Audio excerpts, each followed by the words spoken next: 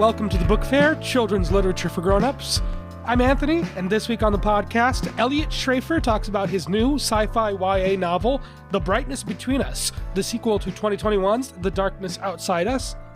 Amazon introduces its first full-color e-ink Kindle, an accessibility-focused imprint breaks out into the United States, and a South Carolina library pauses purchases on books for readers under the age of 18. Let's begin by looking at probably the most inoffensive piece of news. First, Color Kindle announced by Amazon. Amazon has just announced a slew of new and upgraded e-reader devices. Among them is the company's first ever color e-reader, the Kindle Colorsoft.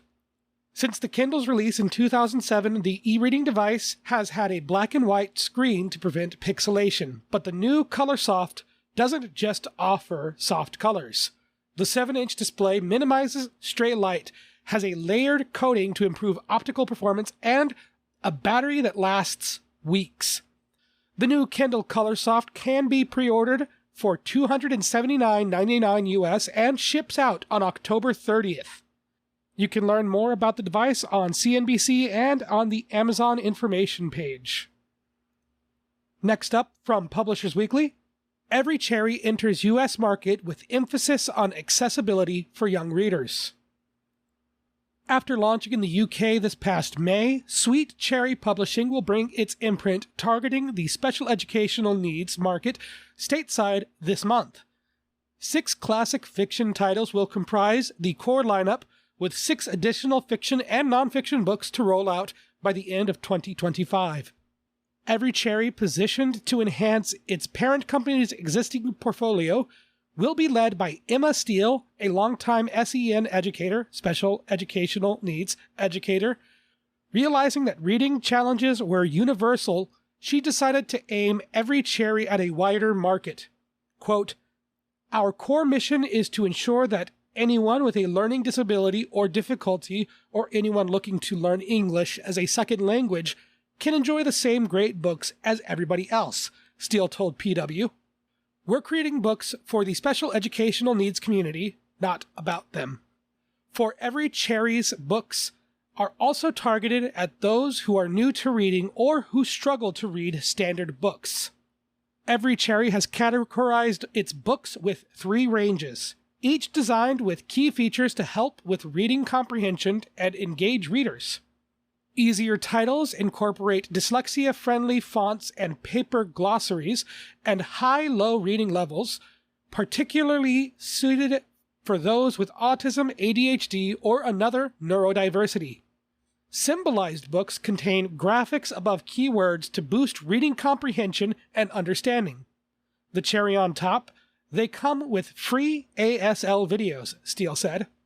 The final range, Stories for Young Senses, consists of illustrated books that tap into the 5 senses via everyday excursions, such as a day at the beach or a walk in the woods. While targeted at readers with more severe learning disabilities, these books are also appropriate for the kindergarten classroom. I think that this is really interesting because you will frequently see abridged versions or illustrated adaptations of classic stories. However, Every Cherry seems to be taking a more accessibility-focused approach, targeting their books, taking these very long-standing classics like Moby Dick and Frankenstein, and telling them in a new format that is accessible to early readers, people with disabilities, or even people who are learning English as a second language. If you'd like to learn more, links to this article and to Every Cherry's main website will be found on patreon.com/thebookfair. No subscription is necessary to access these resources, though any donations would be greatly appreciated to help keep the podcast running. And finally, from bookriot.com, a South Carolina public library won't buy new books for those under 18. Thanks to a new provision in the South Carolina state budget, at least one public library system in the state has made the decision to acquire no new books for those under the age of 18. In a statement released across York County Public Library's social media last week, the library board announced the moratorium on new purchases until the state better clarifies what is and is not permitted in public libraries. York County Library's statement reads as follows. On behalf of the York County Library Board of Trustees, we wish to inform the public of an important decision made by the YCL Board at its October 10, 2024 meeting. The Board voted to place a moratorium on purchasing any materials for minors until further clarification and guidance is received from the state regarding Provision 27.1 and until the Attorney General makes a ruling providing libraries with guidance for collection department. The motion passes with a 4-3 vote. Those in favor were Dennis Getter, Carol Herring, Susan Pienning, and Tim Steele. Those opposed were Wendy Michael, Charles Robinson, and Ann White. This moratorium is in effect immediately and will be in place indefinitely as we work to ensure we are in full compliance with any new regulations and requirements, or until the board chooses to dissolve the moratorium. The motion and resulting action refer to information in a memorandum issued by the State Library to South Carolina Library Directors regarding state aid, which reads, quote, "The State Library is in the process of requesting an Attorney General's opinion on the matter related to authority of collection development in public libraries." The memorandum also outlines the requirements the State Library determined for compliance with Provision 27.1 to receive state aid. York County Library meets all the requirements, and the YCL Library signed the certification form in June of 2024. Please know that we understand the impact these changes will have, and we are committed to working diligently to find solutions that address the needs of our community while meeting the requirements set forth by our state legislator. In service, Dr. Ann Royal White, on behalf of the York County Board of Trustees. The state budget increased funding for public libraries across South Carolina for the first time in years, but that increase came with strings. In order to get their annual budgets, public libraries would now be required to certify the state library that their county libraries do not offer any books or materials that appeal to the prurient interests of children under the age of 17 in children's, youth, or teen book sections of libraries and are only made available with explicit parental consent.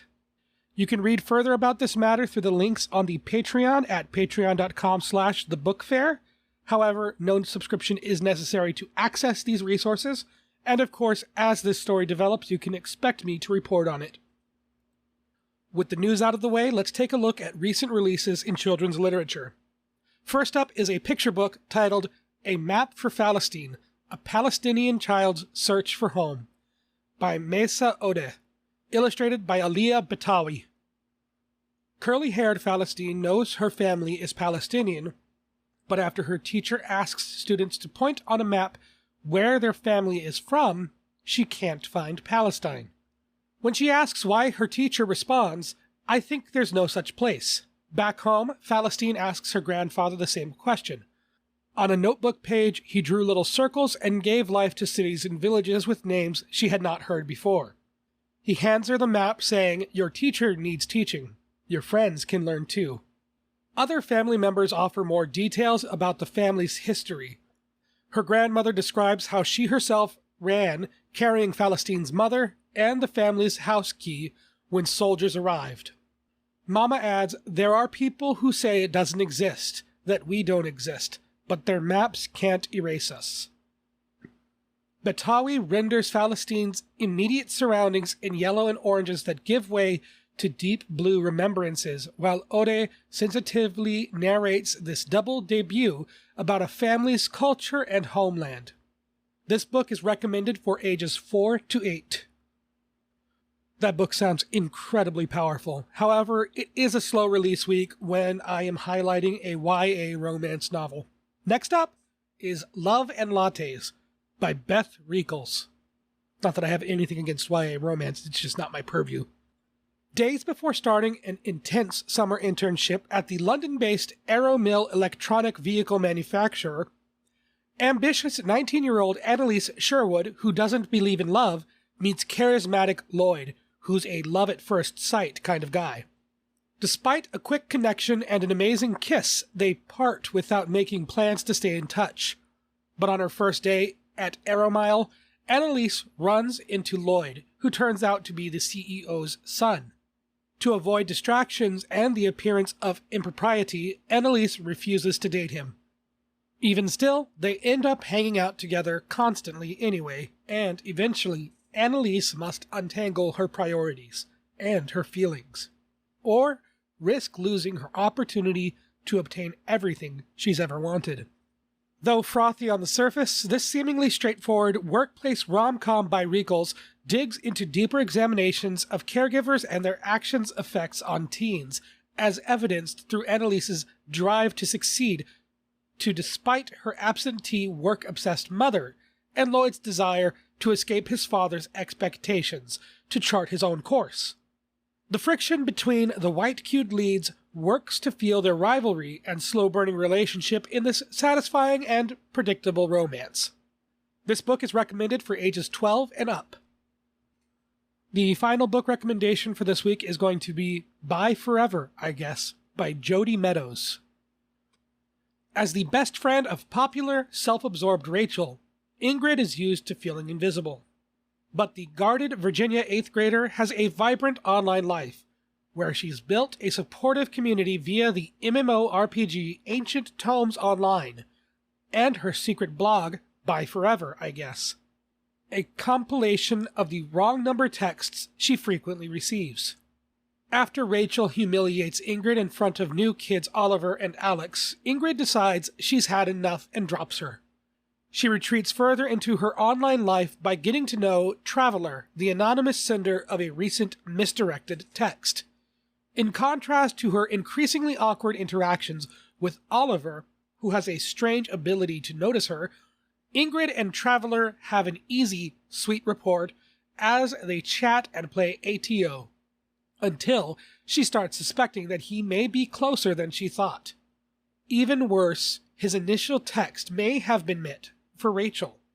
Interspersing Ingrid's delightfully snarky narration with chat transcriptions, Meadows presents an earnest and laugh-out-loud middle-grade debut that's both a winning exploration of tween friendship and a pitch-perfect paean to fan culture and the thrill of finding one's community. This book is recommended for ages 10 to 14. Next up is an interview with Elliott Schreifer, but first, if you appreciate the work being done on the book fair, you can help out in several ways. First of which is simply by rating or reviewing the podcast wherever you're listening now. You can also go to patreon.com/thebookfair, where there are links to resources that are available without a subscription. However, any donations to help the podcast continue running is greatly appreciated. Lastly, you can follow the podcast on social media, either Facebook, Instagram, or Threads at BookFairPod. And of course, if none of that is accessible to you, you can simply share the podcast by telling a friend, a family member, or a young reader or educator in your life. Now, let's move on to an interview with Elliott Schreifer. Welcome to the podcast, Elliott. How are you doing? I'm great. Thanks for having me. Happy to be here. No problem. Thank you very much. Just to kick things off, why don't you introduce yourself to the audience and tell us a little bit about your book? Sure. Yeah. So I am a writer of many books for young people. I have worked with everything from chapter books up through young adult novels. Actually, I have my first picture book coming out in a year's time. But my most recent title is The Brightness Between Us, which is a YA sci-fi book. It is the sequel to The Darkness Outside Us, which came out in 2021. And Darkness Outside Us was about two boys who are sent on a desperate rescue mission to rescue a stranded astronaut who's settled Titan, one of the moons of Saturn. And on their voyage, they each come from two warring countries on Earth, and they see each other as dire enemies, but they learn they have to cooperate and work together in order to survive their voyage. And they wind up having a real sort of romantic intimacy on the journey as well. And when they get close to Titan, however, they discover that the ship has been lying to them in really substantial ways, and that their whole mission is far different than what they've been told. And so it actually turns, I don't want to reveal it, but there's a big twist halfway through where everything changes, and they find out ultimately that they are going to be settling a new planet on the far edge of the Milky Way galaxy. And so by the end of the book, the two boys have landed and are starting this new frontier society. Earth is no more, and they are the future of humanity. And in The Brightness Between Us, we pick up 16 years later. They are now 30-something fathers, and they have two kids who are now teenagers, Owl and Yarrow.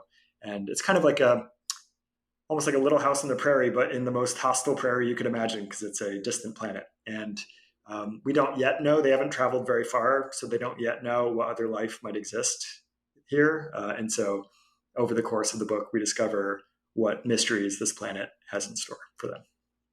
So it seems like with The Darkness Outside Us and now The Brightness Between Us, isolation is a very big component of these stories, isn't it? Yeah, absolutely. And I think, science fiction has long wrestled with this idea of the kind of human as vessel for like a country's needs or technology's needs, and has gotten a reputation for being a little bit kind of chilly and intellectual and not a very emotional genre of literature. And I think something I'm really interested in is re-injecting a lot of sort of intense emotional relationships within the science fiction genre, and looking into our need for connection. And as I was doing research for both these books, I looked into the history of the space program here in the United States. And, our initial astronauts were all just taken from the Air Force. They were Air Force pilots who were then taught on new equipment that went into space. But the idea around their emotional lives as human beings was to drive out emotional needs, to be these like supermen who didn't have feelings that could get in the way of the mission. And that only goes so far. And I think now we've learned, in dealing with the space station, for example, that it's very important. A lot of their training is psychological training on how to exist in this compressed environment and how to be good allies for each other. And I think it's something I wanted to look into as a theme in these books, is the need for human connection, that our emotions can't exist. We can't drive them out. We can't exist as super people that don't need others, that instead the healthiest state for us is intimacy. And I know you're not supposed to look at your reviews, but I love reading the Goodreads reviews for Darkness Outside Us. And there's one line that stuck out for a lot of people, which is that intimacy is the only shield against insanity. And I think that's what the character comes to realize over the course of the book, that the only way to stay healthy emotionally is to be close to people, and not necessarily just romantic, but family, friends, but to have that's important. And I think there's a way in which that is in conversation with some of the sci-fi classics, where like 2001, where you just have these invulnerable astronauts, at least as far as their internal states. And I kind of wanted to inject a big human element into it. Right. And so when we're looking at taking, for instance, how NASA took pilots and trained them to be astronauts and kind of took the human element out of the pilot by making sure that they were just mechanically prepared and not so much psychologically prepared for being in space and space travel and all of this. Taking all of that and making sure that, looking at a lot of science fiction, there is always this idea that it's reflecting the state of society today. It's a lens at looking at where we are right now. And oftentimes what does get lost is, yes, that intimate human connection, that emotion, and that's really interesting to see that. So with The Brightness Between Us jumping ahead 30 years past that cold isolationist portion of the story to where they've established themselves on this frontier and are now starting to raise a family together, how has that intimacy and that exploration of the emotional aspect evolved when looking at a new setting for the story, being this desolate, remote planet? Yeah, great question. For them, these two, Ambrose and Kodiak, who were the protagonists of the first novel, that are now fathers, I think they're realizing that, they were able to come to terms with each other. And Kodiak is from a country where that really kind of repressed emotions and had to be these supermen. And Ambrose is much more intuitive and in touch with his feelings. And they managed it close to form this relationship. But when you're parents, all of a sudden, like, you have to renegotiate all this because you're also teaching your kids how to be in the world, and they have very different impressions of what their lives should be. So Ambrose is up for seeing his daughter going and exploring the planet on her own, even at 16, in order to find out what else is out there. And Kodiak is a much more restrictive parent and doesn't want her to venture far. And so she's the viewpoint character for the first section. And you kind of get to see these characters that we came to know in the first novel as these parent figures that the 16-year-old is pretty frustrated by and trying to like figure out her ways around. And I think, all great stories have to capture something universal about what it means to be alive and to be a person. And I think, even the juiciest battles and aliens and cool stuff is never going to replace our need to investigate what it means to be alive and to be human through story. So it's something I always tried to really consciously keep front of mind as we explored it. Right. And it seems like the brightness between us breaks away from the science fiction mold of exploring uncharted territories to going into one of the most frightening and real emotional journeys and uncharted territories that anybody can go through, and that's becoming parents. Ambrose had mentioned in the first book that his mother didn't even gestate him, that he was implanted into a surrogate, and that he barely saw his mother, and his mother's voice was the proxy for the operating system of the ship. And now Ambrose, without that maternal connection, is now having to raise children as part of a pair now. How is he dealing with that coming from such an unemotional upbringing? Yeah. So his course over the first book, one thing I think about with characters is you want to begin them they have a story they tell themselves about the world. And by the end, they have a very different story about their own existence and what's important to them. It's like the character arc. And I think Ambrose, over the course of that first book, turns from being this sort of golden boy that felt a little bit lost in the sauce and it just wants to be the star in order to feel like he's important to the world, to really being someone who can be selfless and care about Kodiak. And I think, that's the starting place now for this new story that takes place in their world. And so he's starting from a place of being the more nurturing person, but he has to figure out, your kids, you feel like you know them entirely, and then they also will surprise you and have their own secrets and their own internal lives that you might not know everything about them. And I was really interested in exploring that. One of the other kid they have, Yarrow, has sort of dark drives and feelings that neither of his parents can understand, and they're trying to figure out how to be good parents to him even when he's behaving irregularly. And I think that's something that probably most parents will feel, that like, oh, I thought I knew everything about you and you're still surprising me.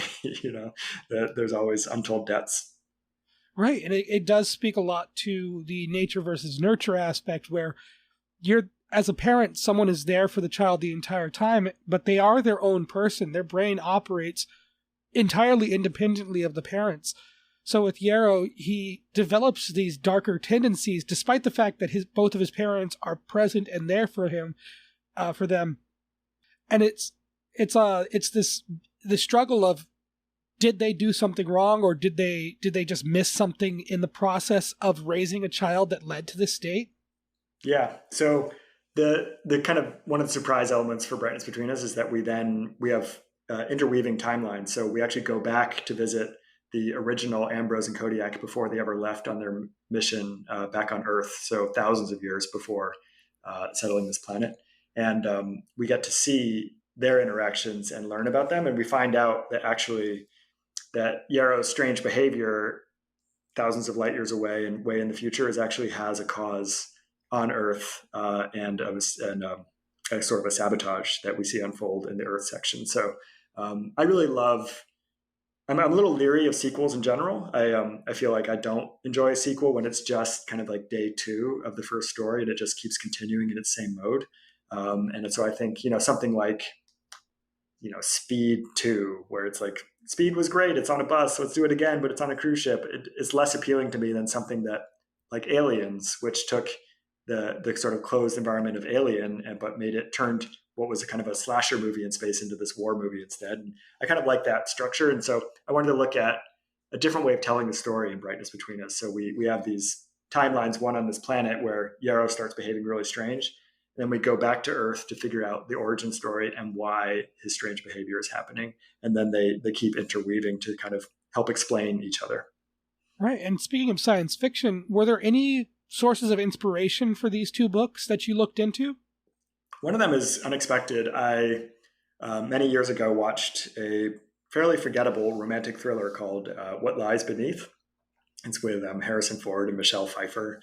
And I watched that movie and I had a theory about what was actually going on in the movie that I thought was going to be revealed. And it wasn't true. I thought Michelle Pfeiffer had been copied and there were many copies of her. And that's not true. And I instead held on to that. I was like, oh, I kind of enjoyed my version and it's not what that movie had. And so Darkness Outside has like sort of lived in my mind as the like, what if a character might actually have copies of himself that exist. And that's sort of the origin story for that first book. But I also really, when I was a teenager, I loved science fiction. I read 2001 and just read its follow-up 2010. And I just loved that whole series. And I think I also wanted to give kind of an update to it. Arthur C. Clarke, who wrote 2001, was gay, but he lived with a man in Sri Lanka, but that never enters into those books. And in fact, the characters don't really have romantic lives that the book is interested in. And I kind of wanted to add that element and sort of revisit a similar setup of two men on a spaceship, but like look at it through new lenses too. Right. And that's definitely just a sign of the times with when 2001 was released, where any kind of story like that probably wouldn't have gotten made.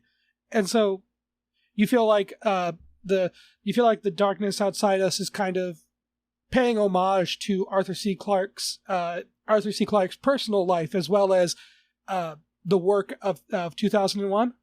A little bit, yeah. And I think one thing that surprised me is when a book is going to be acquired by a publisher, the editor brings the project to acquisitions. It's a committee that assesses what the viability is commercially of a book. And he reported back to me after bringing it to acquisitions this great story, which was that the sales team was very excited that there was a gay romance in the center of it. They thought that moves copies. That's really popular.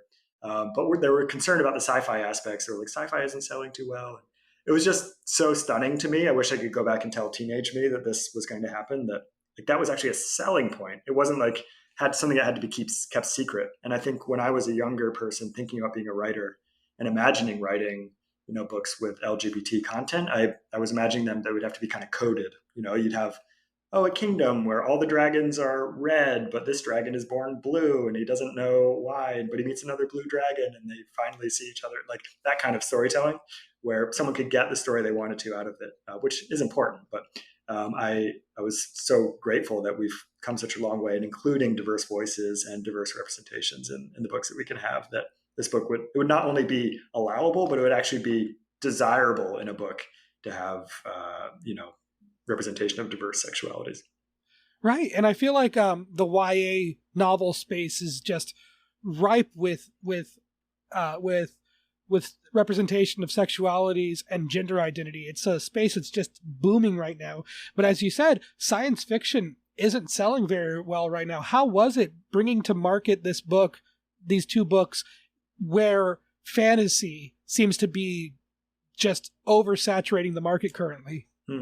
Yeah, I think in a way it's a high risk, high reward potential because there isn't already a foundation of YA sci-fi readers. It does mean it's harder to gain traction because there's not like, if you loved blank, then read this. There's harder to find those readers that are following sci-fi that way. But it does mean that there's kind of a hole in what's available. And so that it's not like it's inevitable that there wouldn't be really popular YA sci-fi titles. So it does mean like if the book finds traction and finds its audience, like it's unlike what else is out there, which is always a good place for a book to be if it succeeds in its storytelling at the same time. Do you feel that maybe the resurgence of Frank Herbert's Dune, with the rumblings of the movie adaptation early in the 2020s, do you think that was something that maybe might have pushed acceptance to publishing a new sci-fi YA book? I wonder. Yeah, it's a good thought. I hadn't really considered it. And you had mentioned interweaving timelines with this second book of the series. Are you talking narratively just flashbacks, or is there actual time traveling through the narrative? So it's a personal pet peeve of mine. I actually really don't enjoy time travel stories. I think they're catnip for writers because it's a very cool thing to think about. But as a reader, it is something that as soon as people can travel through time, all the narrative stakes kind of drop away because it's easy to fix things because you can just go back in time and do it again. So I think it's actually it's very rare for me that they work as a reader. So I didn't want to do that.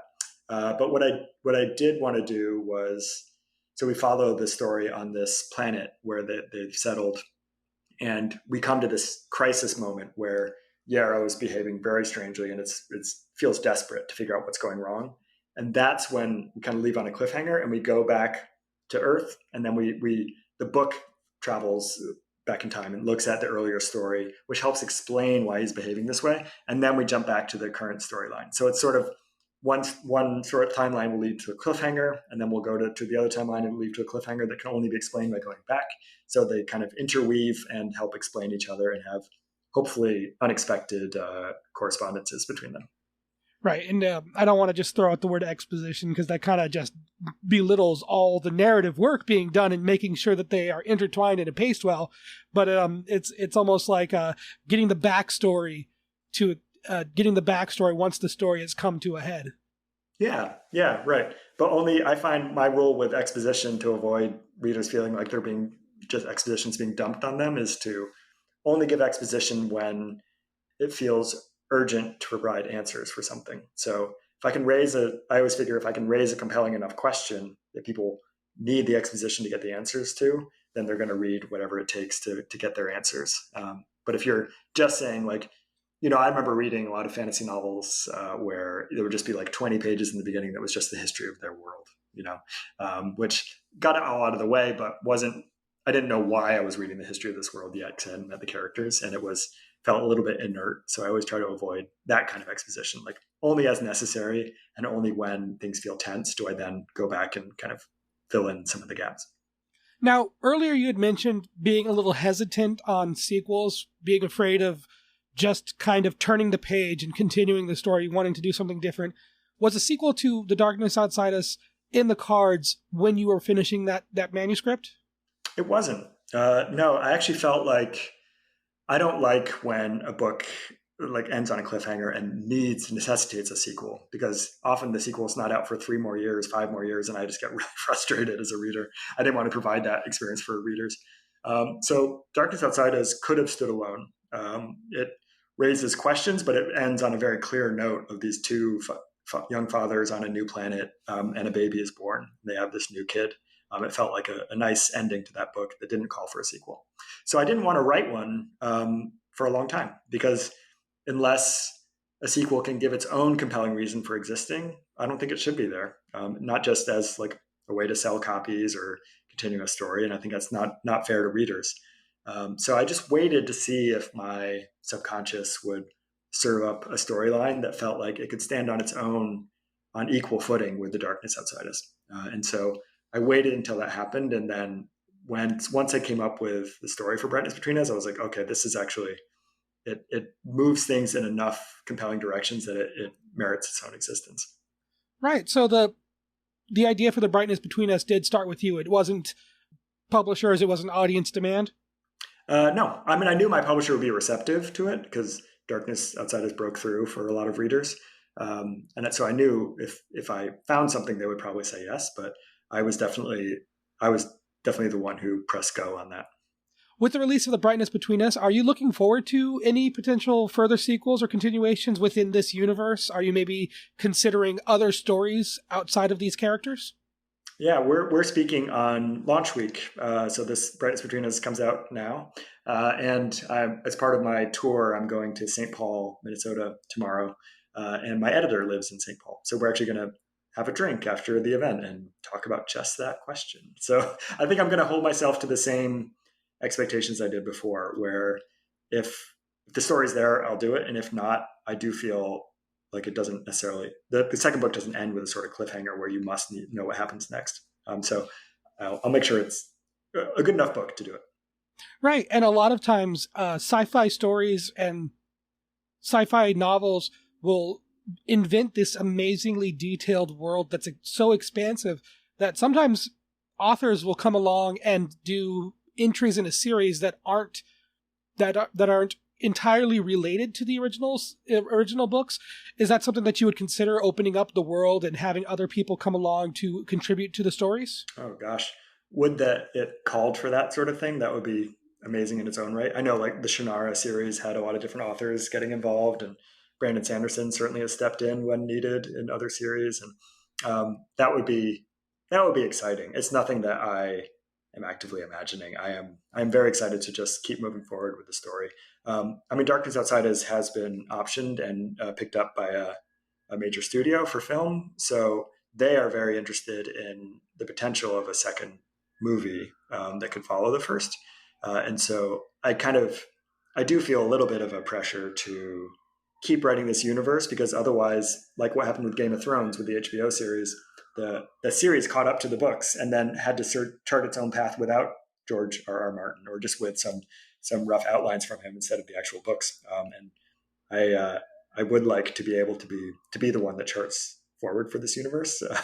So it makes me want to like put a little bit of if I can come up with a third book that would then sort of define what a third film, if knock on wood that ever happened, that I would be able to be the one that set the story. That is appealing to me. Okay, thank you. And I like to close out interviews with all authors by asking the same question. Everybody gives their own very unique answer, so please just take the time to think about it and answer in any way that you feel is appropriate. Eliot, how do you see yourself and the work that you do as a writer? Wow. So when I'm writing, I definitely think about trying to shut off this very question. It's good to talk about it in a podcast, but when I'm sitting down to a book, I try to like test my intuition and let that lead. And because there's all sorts of thousands of things are coming into my mind that are being filtered through, and some become book ideas and most get discarded by my own subconscious. And I kind of let that do the work. So like, for example, Darkness Outside Us has a big AI component to it, which I wrote that book in 2019, and AI was coming up, but not in a really substantial way. And I was a little worried that, is this going to be something that would just be a fad and people wouldn't even understand when the book finally came out? Of course, now AI we're definitely talking about it in a much more substantial way than we ever were in 2019.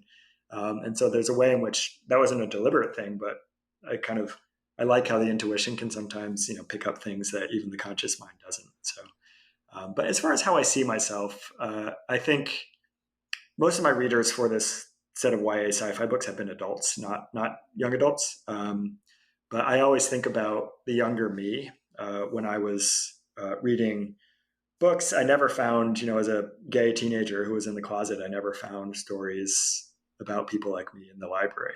And I would have loved that. I found adult novels that were this was in the 90s, that were all about like the AIDS crisis and were felt very scary to me.